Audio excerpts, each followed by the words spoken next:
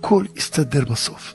אני אומר לכם, אני ליבי בטוח, אנחנו נמצאים ברגעים, לא רוצה רגעים, שעות, ימים, שבועות, קשה לי להגיד חודשים, לפני האור האמיתי שיתגלה.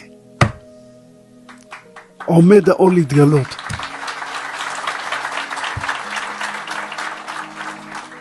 מפני שהמצב שלנו היום נוגעים בבבת עינו של בורא עולם. זה לא ייתכן. יתהפך הכל.